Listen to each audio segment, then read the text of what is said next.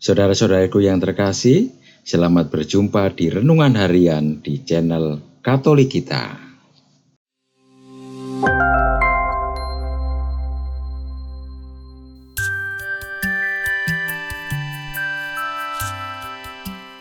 Hari ini, Senin, 19 Desember 2022.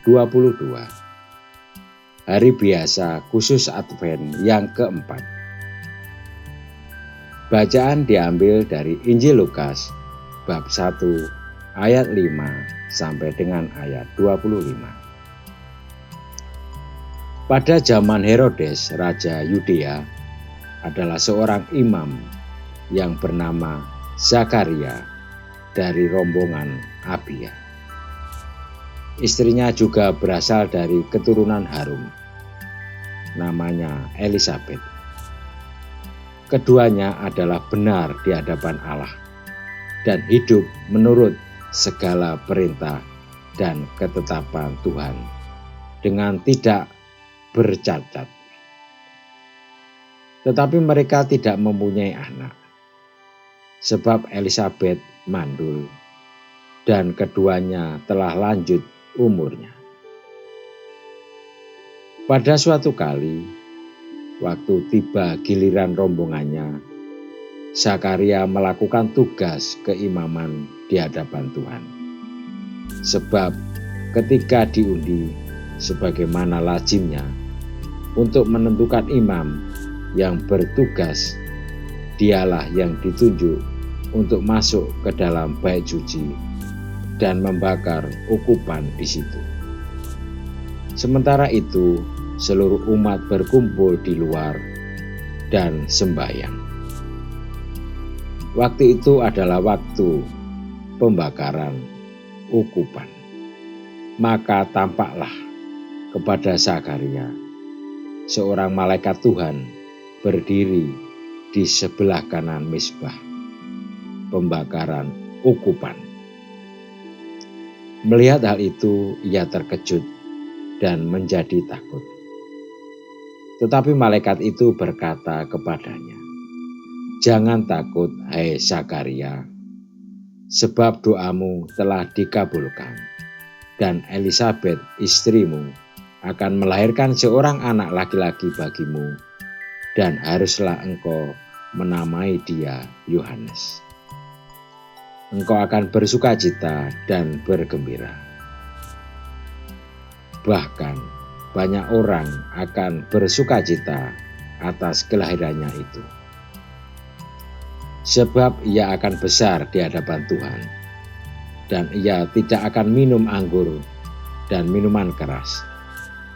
Dan ia akan penuh dengan Roh Kudus mulai dari rahim ibunya. Ia akan membuat banyak orang Israel berbalik kepada Tuhan, Allah mereka. Dan ia akan berjalan mendahului Tuhan dalam roh dan kuasa Elia, untuk membuat hati bapa-bapa berbalik kepada anak-anaknya, dan hati orang-orang durhaka kepada pikiran orang-orang benar, dan dengan demikian menyiapkan bagi Tuhan suatu umat yang layak baginya. Lalu kata Zakaria kepada malaikat itu, "Bagaimanakah aku tahu bahwa hal itu akan terjadi? Sebab aku sudah tua dan istriku sudah lanjut umurnya." Jawab malaikat itu kepadanya, "Akulah Gabriel yang melayani Allah, dan aku telah diutus untuk berbicara dengan engkau dan untuk menyampaikan kabar baik ini kepadamu. Sesungguhnya engkau akan menjadi bisu dan tidak dapat berkata-kata sampai kepada hari di mana semuanya itu terjadi. Karena engkau tidak percaya akan perkataanku yang akan nyata kebenarannya pada waktunya." Sementara itu orang banyak menanti-nantikan Zakaria. Mereka menjadi heran bahwa ia begitu lama berada dalam bait suci.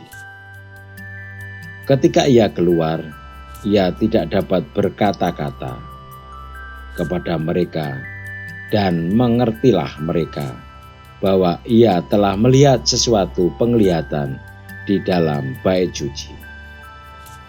Lalu ia memberi isyarat kepada mereka, sebab ia tetap bisu. Ketika selesai jangka waktu tugas jabatannya, ia pulang ke rumah.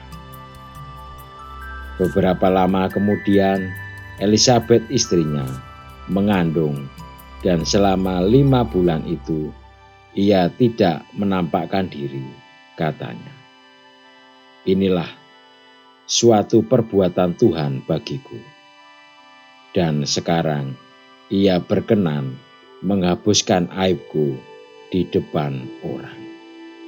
Demikianlah sabda Tuhan. Terpujilah Kristus. Saudara-saudariku yang terkasih, bacaan Injil hari ini memperlihatkan kisah awal yang relevan untuk menyiapkan kedatangan tokoh besar, yaitu Yesus Kristus. Penginjil Lukas dengan sengaja menempatkan kisah ini sebagai pengantar kisah kelahiran Yesus, bertujuan menyajikan sejarah kekristenan awal yang bisa dipertanggungjawabkan kebenarannya. Kisah kelahiran Yohanes sekaligus meneguhkan iman kita akan Yesus, bahwa bagi Allah semuanya akan terjadi. Demikian pula dengan kelahiran Yohanes yang di luar nalar dunia, tetapi mungkin bagi Allah. Elisabetlah yang pertama kali mengimani peristiwa itu. Yohanes dikandung oleh ibu yang secara biologis mustahil mengandung. Karena nubuat malaikat, maka sejak dalam kandungan ia dipenuhi oleh Roh Kudus. Bahkan peristiwa itu berdampak bagi orang banyak, membuat sukacita, membawa orang kembali kepada Tuhan, mendamaikan hubungan di dalam keluarga. Pendek kata, mempersiapkan suatu umat yang layak bagi Tuhan.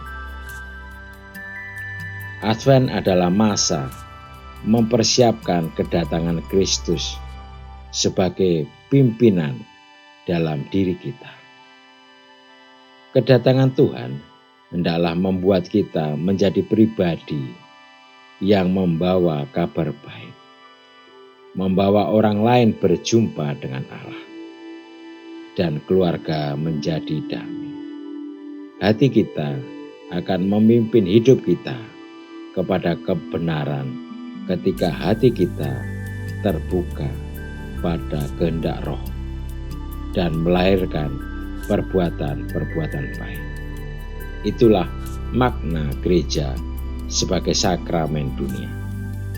Hadir dalam pelayanan, kebenaran, persaudaraan, belas kasih, dan menjadi jalan keselamatan bagi banyak orang kepada Yesus, Sang Kebenaran Sejati.